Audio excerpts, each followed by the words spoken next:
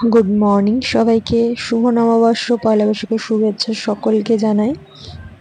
আমি আজকে একটু তাড়াতাড়ি উঠে গেছি। পিহু এখনো ওঠেনি, কিন্তু পিহু ঘুমাচ্ছে, কিন্তু উঠে যাবে যেহেতু আমি ওর পাশে নেই। বলতে বলতে উঠে গেছে। ওর তরফ থেকেও সকলকে পয়লা বৈশাখের শুভেচ্ছা। আজকে আমাদের বাড়িতে হরিবোলের একটা ছোটখাটো অনুষ্ঠান রাখা হয়েছে, জন্য রান্না বান্না কমপ্লিট হয়ে গেছে, এক বৌদি রান্না করে দিয়ে গেছে। আমিও তাড়াতাড়ি স্নান টান করে রেডি হয়ে নিয়েছি।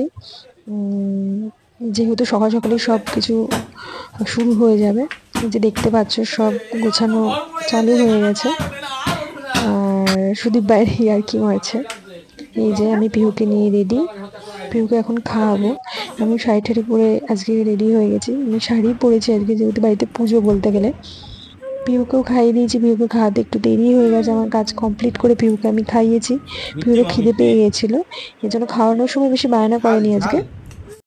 আর ওইদিকে ঠাকুরের জোগাড়যন্ত্র বলতে গেলে কমপ্লিটই হয়ে গেছে। কিছু নিয়ম কানুন আছে যেগুলো পালন করবে শাশুড়ি, ওগুলো পালন করার পর সবাই খাওয়া দাওয়া করে তারপর নগর পরিক্রমায় বেরোবে।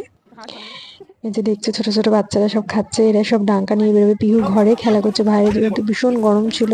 এই যে পাড়ার ছোট ছোট ছেলেরা খাচ্ছে, বড়রা সবাই আগে আগে খেয়ে নিয়েছে।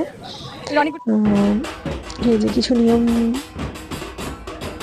হবে, নিয়ম কানুন হওয়ার পর তারপর এরম ডাঙ্কা পেটাতে পেটাতে ঠাকুরকে নিয়ে সবাই বেরোবে নগর পরিকল্পনায়। সবাই এরম এলাকায় বাড়িতে বাড়িতে যাবে, যেরকম আমরা রথে ঘুরে সেরকমই।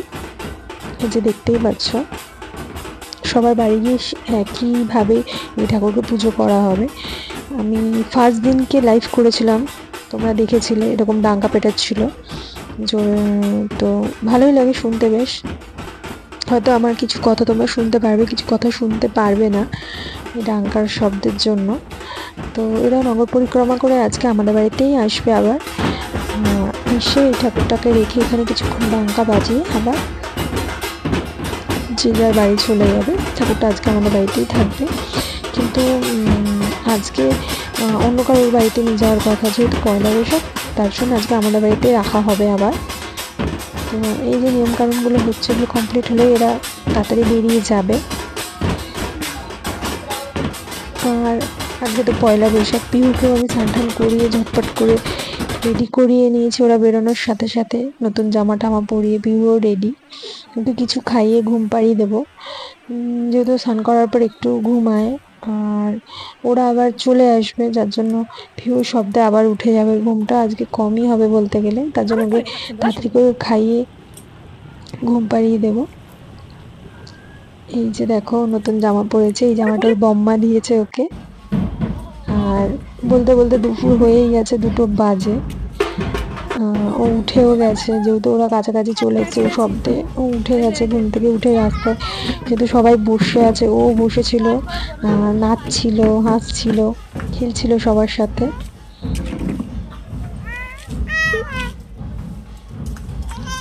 খুব হ্যাপি ছিল ও আজকে।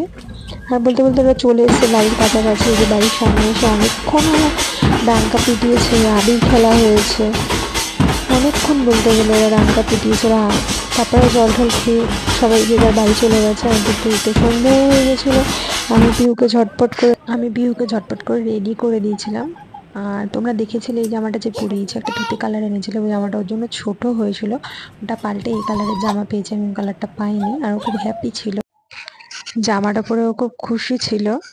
দেখতেই পাচ্ছ। আর আমি একটা রিলস করতে গেছিলাম, তাও ঠিকঠাক করতে পারিনি, ও জামাটা পরে পরে খালি ঘুরছিল গোল গোল করে।